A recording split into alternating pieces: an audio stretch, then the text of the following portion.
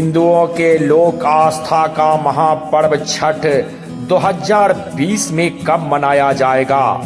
कब है नहा खाए, कब है खरना और कब मनाया जाएगा संध्याकालीन अर्घ और कब होगा प्रातःकालीन अर्घ का शुभ मुहूर्त? छठ व्रत का कथा क्या है? दर्शकों, छठ मैया कौन थी? इन तमाम महत्वपूर्ण जानकारियों को प्राप्त करने के लिए आपको इस वीडियो को अंत तक देखना होगा। छठ पूजा से जुड़ी हुई एक एक महत्वपूर्ण जानकारियां इस वीडियो में मैं आपको बताने जा रहा हूं। छठ क्यों करना चाहिए? छठी मैया प्रसन्न होने पर भक्तों को क्या फल प्रदान करती हैं? सूर्य भगवान को अर्घ देने से किस फल की प्राप्ति होती है? इन महत्वपूर्ण जानकारियों को प्राप्त करने के लिए आपसे मैं विनती करता हूं, इस वीडियो को आप अंत तक जरूर देखेंगे और इन महत्वपूर्ण जानकारियों को अपने दोस्त और रिश्तेदारों तक शेयर जरूर करेंगे। तो लीजिए दर्शकों, मैं इन महत्वपूर्ण ज्ञानवर्धक छठ मैया की पूजा से संबंधित जानकारियां प्रारंभ करने जा रहा हूं।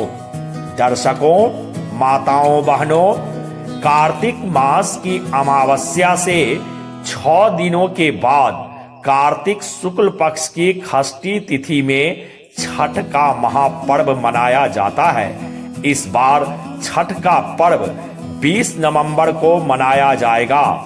दीपावली के छठे दिन इस पर्व को मनाने के कारण भी इसे छठ पर्व कहा जाता है। दर्शकों, यह पर्व 4 दिनों तक मनाया जाता है। वैसे तो यह पर्व पूरे भारत वर्ष में मनाया जाता है दर्शकों, लेकिन इस व्रत को खास तौर पर बिहार और यूपी में बड़े ही श्रद्धा, आस्था, विश्वास के साथ धूमधाम से मनाया जाता है। छठ का व्रत अत्यंत कठिन होता है दर्शकों।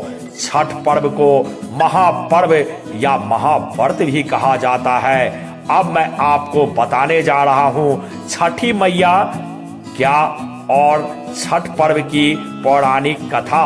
जी हां, छठी मैया कौन है और छठ पर्व की पौराणिक कथा। दर्शकों, छठ मैया को सूर्य देव की बहन माना जाता है। छठ के पर्व में इन्हीं की पूजा अर्चना की जाती है। यह भी कहा जाता है कि नवरात्रि में जिस षष्ठी देवी की पूजा की जाती है, मान्यता है दर्शकों कि छठ का व्रत करने से छठी मैया संतान को लंबी आयु का वर देती है। छठ पर्व में विशेष तौर पर सूर्य और जल को साक्षी मानकर पूजन किया जाता है।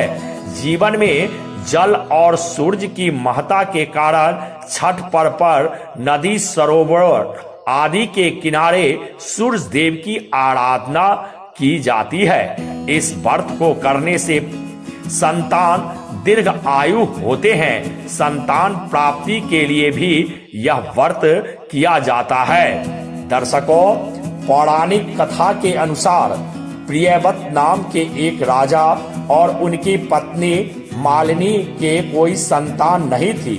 इस बात को लेकर राजा और उसकी पत्नी बहुत दुखी रहा करते थे।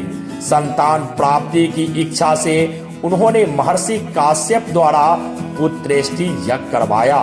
इस यज्ञ के फलस्वरूप रानी गर्भवती ने गर्भ धारण कर लिया। 9 माह के पश्चात जब संतान सुख को प्राप्त करने का समय आया तो रानी को मरा हुआ पुत्र हुआ। इस बात का पता चलने पर राजा को अत्यधिक दुख हुआ। दुख और शोक के कारण राजा ने आत्महत्या करने का मन बना लिया। लेकिन जैसे ही राजा ने आत्महत्या करने का प्रयास किया, उसके सामने एक सुंदर देवी प्रकट हुई। देवी ने राजा को कहा, मैं षष्ठी देवी हूँ, मैं लोगों को पुत्र का सौभाग्य प्रदान करती हूँ। इसके अलावा जो सच्चे भाव से मेरी पूजा करता है, मैं उसके सभी प्रकार के मनोरथों को पूर्ण कर देती हूँ। यदि तुम मेरी पूजा करोगे तो मैं तुम्हें पुत्र रत्न प्रदान करूंगी। देवी की आज्ञा अनुसार राजा और उनकी पत्नी ने कार्तिक शुक्ल की षष्ठी तिथि के दिन षष्ठी देवी की पूरे विधि विधान से पूजा की।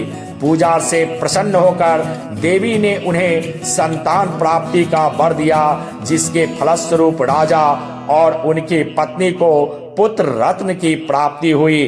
दर्शकों, कहते हैं कि तभी से षष्ठी देवी को छठ पर्व पर छठ मैया का पूजन करके छठ पर्व मनाया जाता है। दर्शकों, अगर आपने अभी तक इस चैनल को सब्सक्राइब नहीं किए हैं तो आपसे हमारी विनती है, इस चैनल को आप सब्सक्राइब कर बेल आइकन जरूर दबा दें और इस वीडियो को अधिक से अधिक लाइक शेयर जरूर करेंगे, ताकि इन महत्वपूर्ण जानकारियों को आपके दोस्त और रिश्तेदार भी लाभान्वित हो सकें। दर्शकों, कार्तिक शुक्ल पक्ष 2020 इस वर्ष 18 नवंबर बुधवार के दिन नहा खाए का पर्व मनाया जाएगा। 19 नवंबर को खरना किया जाएगा। 20 नवंबर को सायंकालीन अर्घदान किया जाएगा और 21 नवंबर को यानी 21 नवंबर शनिवार को प्रातःकालीन अर्घदान किया जाएगा। सूर्य भगवान को जल दिया जाएगा। दर्शकों, छठ मैया संतान की रक्षा करती है और उन्हें दीर्घायु बनाती है। छठ मैया निसंतानों को संतान होने का आशीर्वाद भी देती है। वही भगवान सूर्य को इस संसार में रोशनी और जीवन का प्रमुख स्रोत माना जाता है। सूर्य देव की आराधना से व्यक्ति को समाज में मान सम्मान प्राप्त होने के साथ ही बल, विद्या, वैभव, बुद्धि, तेज, पराक्रम आदि की प्राप्ति होती है। छठ पूजा पर डूबते हुए सूर्य देव को अर्घ देने के पीछे भी एक खास वजह है, क्योंकि यही एकमात्र पूजा है जिसमें डूबते हुए सूर्य को अर्घ देने का रिवाज है। सूर्य भगवान को अर्घ देने से जीवन में होते हैं बड़े ही बदलाव। दर्शकों, सूर्य भगवान को तीनों पहर में अर्घ देना चाहिए। उसका प्रभाव अलग अलग तरीके से होता है। सुबह के समय सूर्य की आराधना व अर्घदान देने से इंसान निरोग और सेहतमंद रहता है। दोपहर के समय सूर्य की पूजा करने से इंसान का नाम यश सूर्य के तेज की तरह प्रकाशमान होता है। वहीं शाम के समय सूरज की उपासना करने से जीवन सूर्य के प्रभाव के समान संपन्नता शांतिपूर्ण तरीके से बीतता है। डूबते सूर्य देव को अर्घ देने से जीवन में आर्थिक, सामाजिक, मानसिक, शारीरिक रूप से होने वाले हर प्रकार की मुसीबतें हमेशा दूर हो जाती हैं। दर्शकों, छठ पूजा की और महत्वपूर्ण जानकारियों को मैं अगले वीडियो में लेकर आपके बीच उपस्थित होऊंगा। अगर यह जानकारियां आपको अच्छी लगी हो तो वीडियो को अधिक से अधिक लाइक शेयर करेंगे। छठ मैया की कृपा दृष्टि आपके घरों पर सदा बरसती रहे। नमस्कार। जय छठी मैया।